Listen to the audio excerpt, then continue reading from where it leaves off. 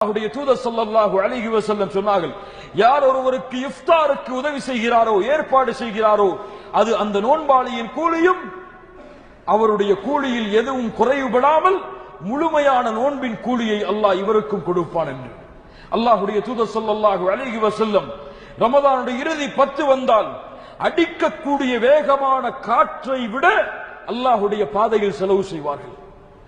ஏழைகளுக்கு கொடுப்பார்கள், வறியவர்களுக்கு கொடுப்பார்கள்.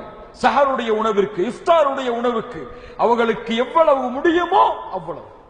ஒரு பேரித்தம்பழத்தை வாங்கி அருகில் இஃப்தாரை திறப்பவருக்கு கொடுக்க முடியும் என்றால் செய்யுங்கள். அல்லாஹ் ரப்புல் ஆலமீன் அந்த நோன்பின் கூலியை நமக்கு தருவார் இன்ஷா அல்லாஹ். இன்ஷா அல்லாஹ் எம்மால் எவ்வளவு முடியுமோ $1 அல்லது அதில் பாதியை அல்லாஹ்வுடைய பாதையில் ஒவ்வொரு நாளும் இந்த ரமதானுடைய மாதத்தில் சதக்கா செய்ய முடியும் என்றால்